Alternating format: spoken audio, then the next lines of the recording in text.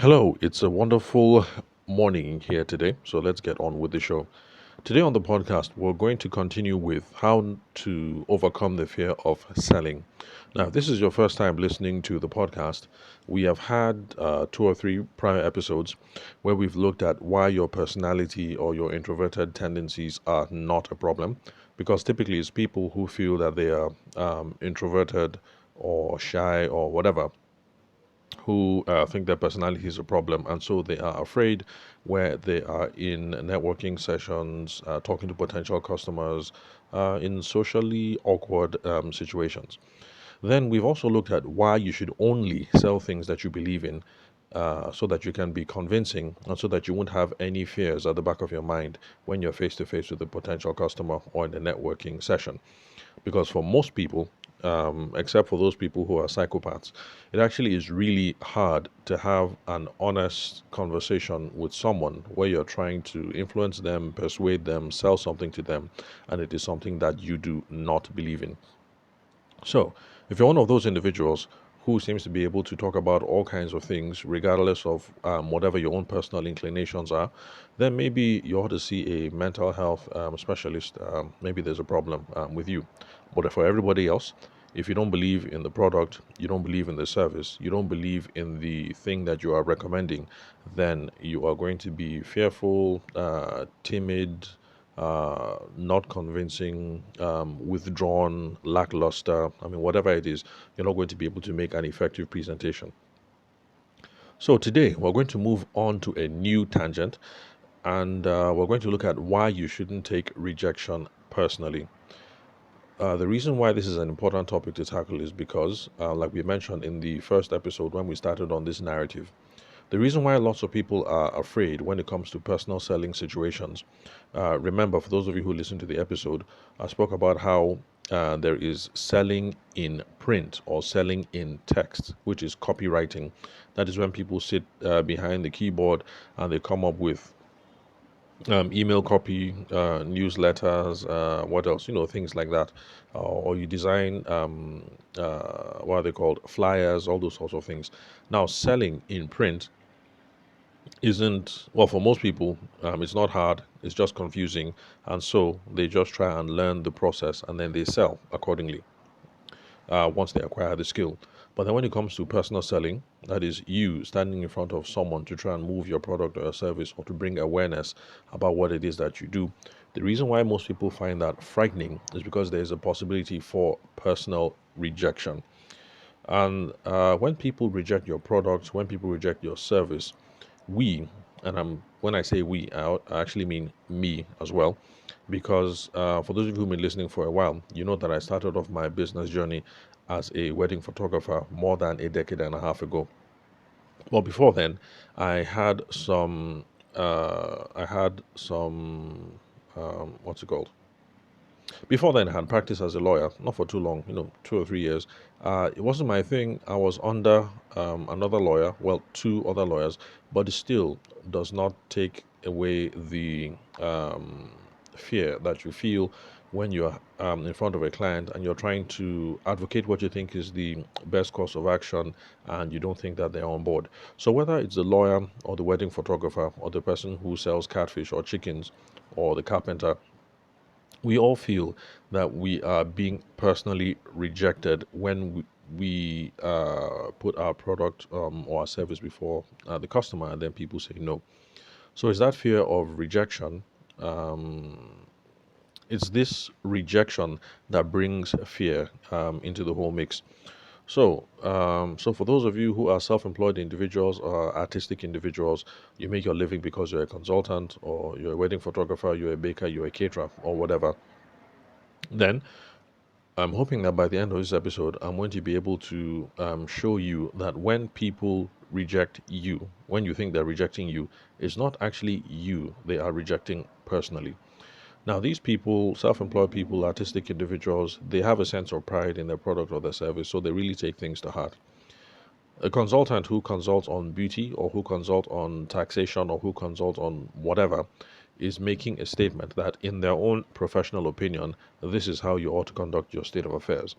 So when you refuse the consultant's advice, the person feels that they are being rejected personally. So that's how it works for people who are self-employed and people who are kind of artistic. But the good news that I'm trying to bring to you guys today is that you should know that it is not you that is being rejected personally when you make a proposal. Now, the reason why we can know they're not rejecting you um, personally is because they do not know you. Because they don't know you, they are only rejecting the proposal that you've put forward. They're rejecting the presentation that you put on hand, or they're rejecting the value proposition of your product or service as they understand it. Value proposition is tied to ideas around benefit that can be derived by the person who's going to use the product or the service. So that is actually what they are rejecting. They are not rejecting you because they do not know you. What they know is the proposal that you have put forward before them. However, for the sake of argument, I'm going to admit that yes, excuse me, that it is possible for people to reject you. There are other circumstances where people might be rejecting you, but these are really far off circumstances that I doubt it applies to you. Now, these are circumstances where people can be rejecting you. If you are rude, then yes.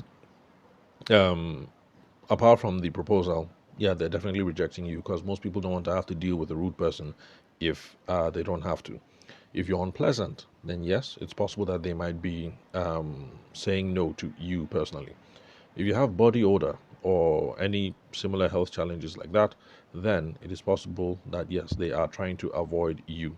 If you look unkempt, then yes, the problem is you. If you look suspicious or shifty, then yes, the problem is you. But my assumption is that this is not the case for most of you who are currently listening to the podcast now, and this is why.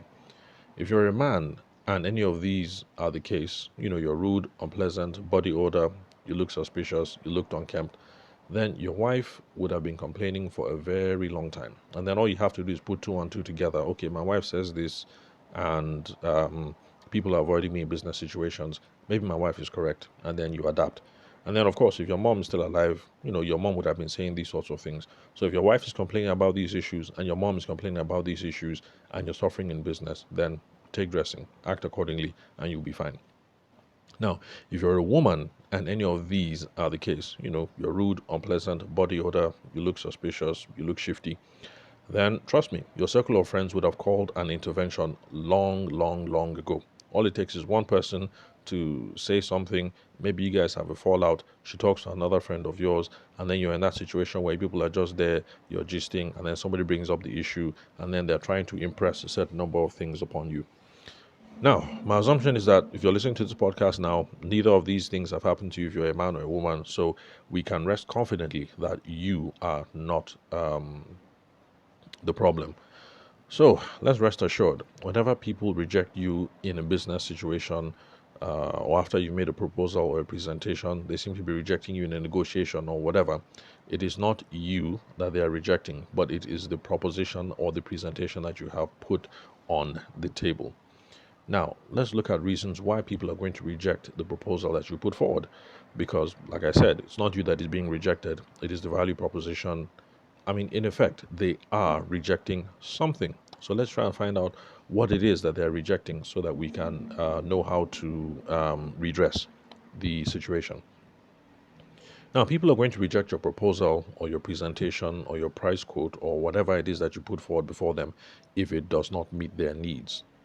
They're also going to reject the proposal that you put on table if there's something in it that they don't understand. If there's something in a document they're going to understand, they're going to weave it, they're going to say, let me think about it, they're going to say, no, thank you. If you've said something that confuses them, then of course they are going to reject the proposal.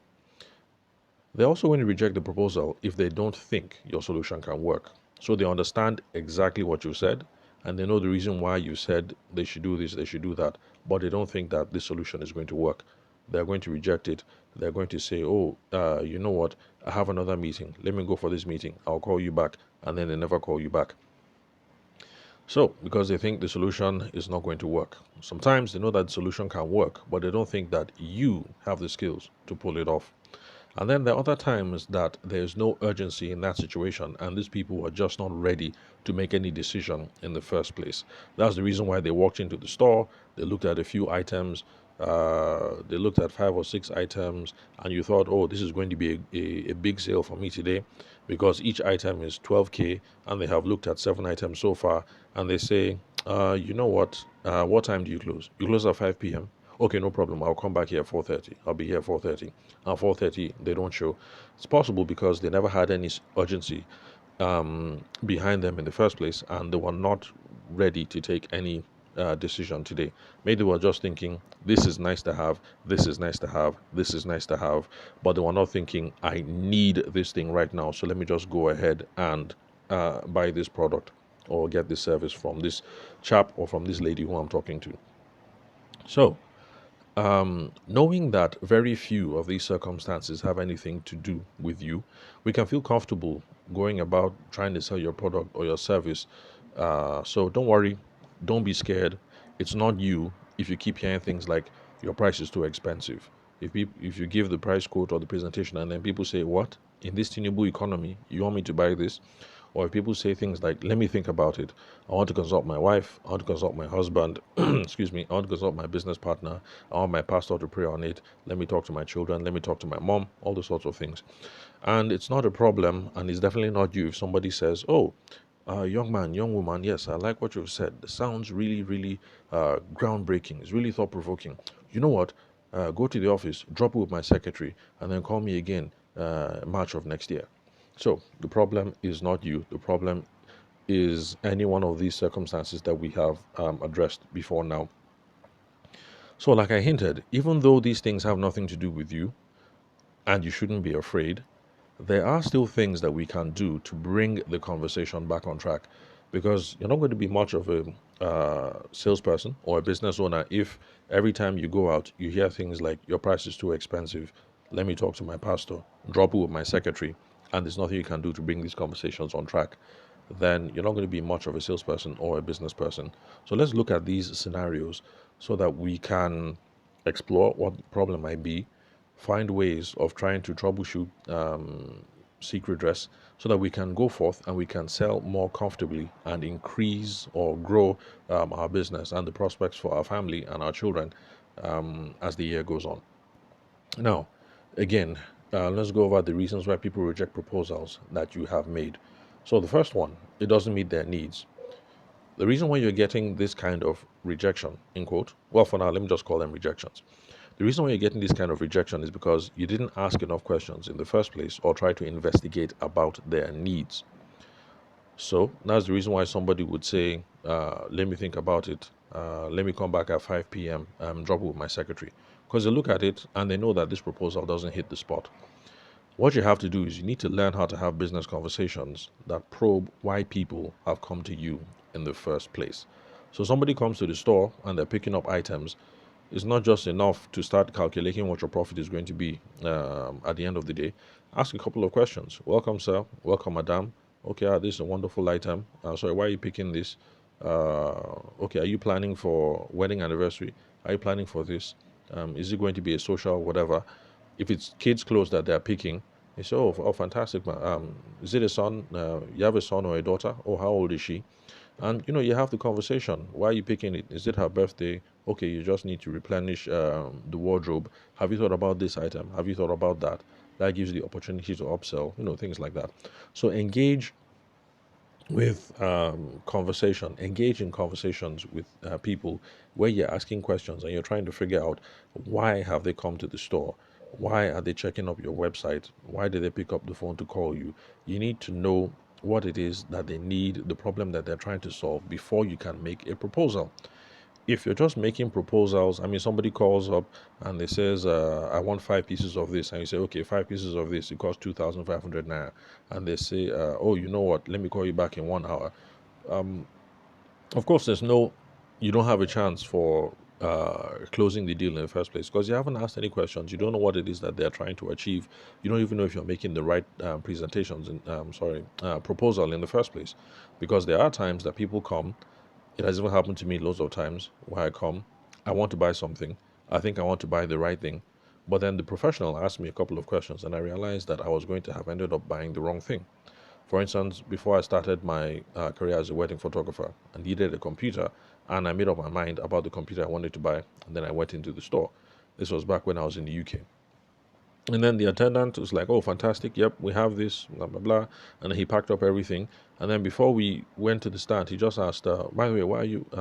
Hope you don't mind me asking, why are you buying all this?" And I told him, "I'm going to be a photographer. I bought this camera, blah blah blah. I'm looking for a computer." And then the guy was like, "Oh, well, actually, if you're going to be a photographer, I wouldn't recommend this kind of computer. This is a something something inch screen, but I would recommend that you buy a 17-inch screen instead, because you're going to be spending hours editing and blah blah blah, strain on the eyes." And of course, at the time, I didn't think about all these sorts of things. I was just thinking about a computer that was small, easy to carry. I was thinking about portability. But then what the guy said, it made sense. I'm going to be spending hours editing photos, so I need a large screen. So we found something that was 17 inches and that was light enough, that would still fit into my bag. It didn't have the kind of space that I wanted, but it had the RAM, random access memory, so that you can process lots of files. And then we ended up buying a what's it called? An external storage device. And at the end of the day, I ended up spending less money than I even came into the store to spend. But the thing is, I left there feeling confident that what this guy had proposed, the presentation, the solution, met my needs. And I was confident sending other people back to that store because I knew that that guy was a correct guy and that he would always sort anybody out properly if I sent people to that store. So one of the reasons why people are rejecting you, when they're saying, you know what, let me come back later. Are you around Tuesday next week? You see me Tuesday next week, don't worry. It's because the proposal has not met their needs. You need to ask questions. Now, in traditional sales and business development circles, we call this the qualification and discovery stage. If you're curious about that, we have dozens of episodes about that over here on the podcast. We have over 750 episodes so far, so you have to scroll on quite a bit. But there are other podcast directories that you can use where you can search within that will help you find the podcast title that you need.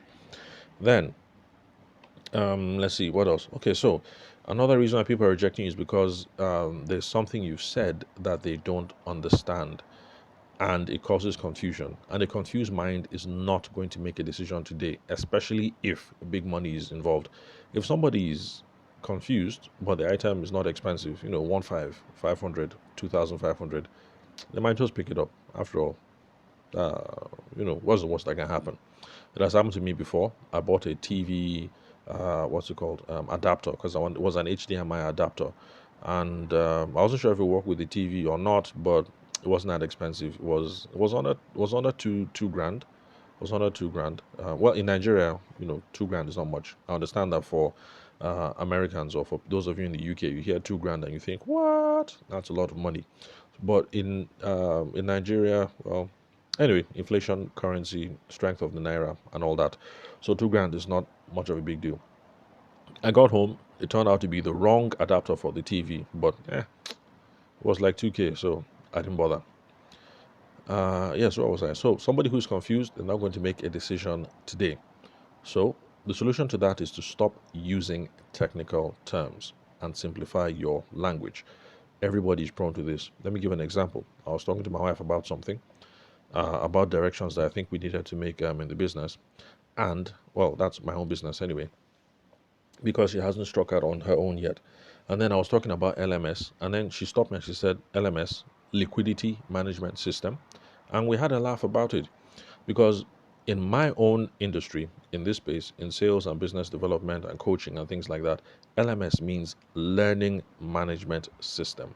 It is that thing, that app, that website that is used to curate and organize the curriculum that somebody is going to learn off of. But in my wife's space, in the securities space, securities, stocks, options, those sorts of things. LMS means Liquidity Management System. It is an app or a website or a web based thing that tells the market operator, this is how much money I have, this is where I've invested things, these are risky investments, I'm expecting a margin call on this. I need to manage my cash ratios on that, blah, blah, blah, blah, blah. So it's close enough because we're both referring to apps and software and things like that for people to get things confused. But these situations happen all the time. You could be having conversations using a technical term like I was using LMS. The other person doesn't know what it means, or he or she is understanding it to mean something else. They get confused and they say, you know what, send the email to my secretary. I'll call you back tomorrow morning. And of course, they're never going to call because they were confused right from the beginning. Some people are embarrassed and don't want to say anything. There are some brave people who, like my wife, would say, sorry, excuse me, young man, you said this, that, that. Do you mean this, or what does that mean? But for most people, they'll just say, you know what, this is my email address. Just email it to me. I'll call you back. I'm coming. Let me go and pick my children from school. I'll call you back on Friday. And then you don't hear from them again. Now, another solution is that you have to keep asking for feedback when we are in sales conversations. So you need to ask uh, at during points in the conversation. You ask.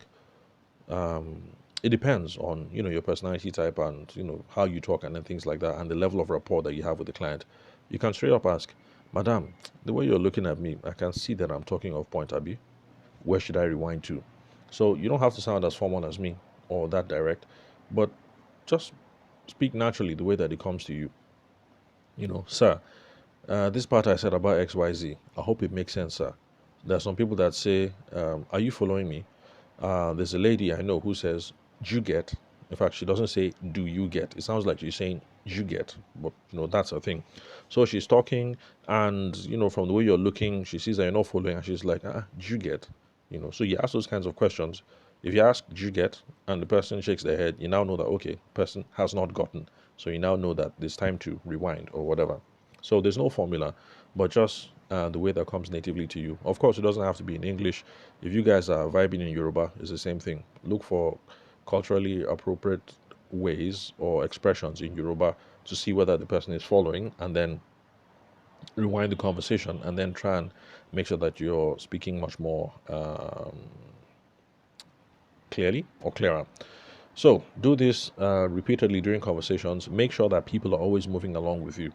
If they're moving along, if they understand, then when it's time to make a decision, the chances that they're going to say, let me pick up my children and I'll call you back on Wednesday, the chances are that will go down because they understand. Someone who understands, who's excited and is confident in the proposal will say, ah, it's almost time for me to pick my children. Oh, I beg, let me just pay sharp, sharp. Maybe you can deliver to the house. Okay, let me just pay now, deliver to the house. I'll call you later. Let me rush and pick my kids. Instead of saying, oh, uh, you know what, let me go and pick my children. Send it to my secretary. I'm coming. Let me talk to my pastor. Let my pastor pray over it. Blah, blah, blah. Another thing, people might reject you because they don't think your solutions can work. So for this, oh, okay, 20 minutes. I better wrap up. So people don't think your solution can work. So for this, have testimonials, have case studies ready, and chip them in at different parts of the conversation, just to forestall that you get to the end, and then people don't think that this thing is going to work. Then also, this is why some people prefer to sell on referrals from previous customers. So they get a customer, the customer is happy, and then they try and get some contact details from that customer to other people, and that kind of removes the whether people think the solution will work or not. So, excuse me. Because if it's a referral, then they already know from their friend or whoever sent it to them that this is something that is going to work. Then, if they know that the solution can work, but they don't think that you have the skills to pull it off, then you should be building credibility throughout the sales process. You need to show that you are the expert. You can talk about past scenarios where you use your skills, your judgment to achieve results. And then there are some people, there's some professions rather, like lawyers, medical doctors, engineers, accountants, realtors, stockbrokers, these sorts of people. That's the reason why they keep their certificates on the wall, and they always keep it behind them so that while you are there in front of them in the office and they're talking, you can see that, okay, this guy graduated from Queen Mary Hospital, London, in blah blah blah blah blah, in orthodontry and blah blah blah. So correct, foreign trained doctor. This guy is an Ebon. He's a member of the medical this that that. The lawyer is also there on the wall. Call to bar so so so. a member of this, a member of that, completed training in this, completed training in that, all those things. And then maybe a picture of him and the president, or maybe a former president, so you know that he has had big clients, or pictures of him with famous politicians, those sorts of things, just to big him up, make him look like a really, really credible and fancy lawyer. Engineers do those sorts of things as well. Their certificates are behind on the wall, photos of projects that they've worked on. Accountants do those sorts of things, realtors as well, stockbrokers, so these are just ways of showing credibility, is to limit the chance that you guys are done. And even though your proposal makes sense, they think, Kai, this guy is too young, or this guy looks too baby faced. Maybe he can't make it work. If you look too young or you look too baby faced, but it is clear that you graduated first class at London School of Medicine or something, then I just trust that truly you're the best person for the job, and then they end up going with you. Then let's see what else. What else? What else? When they think you are the problem. Oh yes, dressing appropriately. So it helps to dress appropriately as a way to show credibility. Because let me see, let me see. Okay, stockbrokers. Let me use a stockbroker example. So if you are a stockbroker, or you're some kind of wealth manager, and then you make a proposal that, madam, we're going to allocate 25% of your stock to this, we're going to put 15% in bonds, and we're going to do this, and we're going to do this trade strategy, or we're going to allocate your wealth here, here, here. We'll do tax savings like this. Now, the proposal might make sense, and the client might know that this thing makes sense, die. But the thing is, if you're dressed like a carpenter, then they're not going to be confident in you. So they will respond, okay, I like the proposal. Please email it to me. Let me think about it, and I'll get back to you. And then you won't hear from them again. So dressing appropriately also helps to forestall these sorts of things.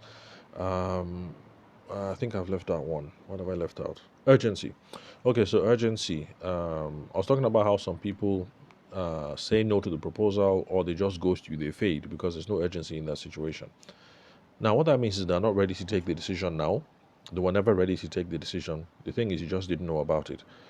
And when people are in that situation, they can comfortably delay it until later, next week, next month, next year, because there's no emergency, there's no urgency. So we should always be trying to get a sense of their time frames before we start the conversation. Let me give an old example that I've given time and time again on the podcast, and I would like to share again. Um, this is something that I've done personally, and I know lots of people have done personally as well. So, started off back in my wedding photography day. Is a mistake that I would make. You talk to the people, it looks like they have pepper. It looks like like they have money. You think that they're serious people.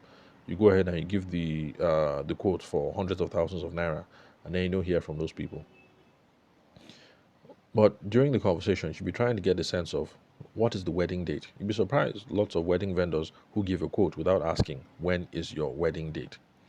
If you're talking to somebody in January of 2024 and the person says their wedding date is March of 2027, obviously there's no point in dropping a price quote now. You can talk about ranges and all kinds of things, but making specific presentations, there's no point because it's 2 years off. Prices change, and then, of course, there's no urgency. Nobody's going to drop a deposit 2 years ahead. So ask about the date, ask about the venue. Sometimes you ask if the people have a wedding date, but they don't have a date. But if they've secured and they paid for a venue, it's a good sign. Sometimes you get into small talk about whether the families have met to agree on the date, things like that, or maybe they don't have a date for the white wedding yet, but they have already fixed a date for the registry, and maybe they have done the registry weddings. All these are things that give you strong indications whether people are ready to make a decision, whether there's a sense of urgency to make a decision for wedding photographers. And I keep telling wedding photographers coming into the business, let's say you're talking with someone, you can't get a sense of the wedding date. They don't want to reveal if they have a wedding venue. They don't want to reveal whether the family has met to agree on the date. You can't get a sense of whether there's a registry wedding planned or not. Um, you can't get any of these things. Then, my brother or my sister, wedding photographer, in this situation, I don't think you have a serious prospect on hand. There's no point in giving a proposal or a presentation because I don't think there's any urgency and these people might not go ahead. So, if you're an accountant, it's the same thing. Somebody comes, end of year report, you need to know. Okay, no, hold on. No, does that make a difference? Anyway, yeah, you need to ask those sorts of questions. So they want to prepare a statement of accounts. Why are they preparing it? Who do they need it for? Is it for compliance? Compliance with what? Is it compliance with Corporate Affairs Commission, or is it going to be presented at the board meeting? You need to know all these things. When is the meeting going to hold? When do you have to submit this thing by? Things like that.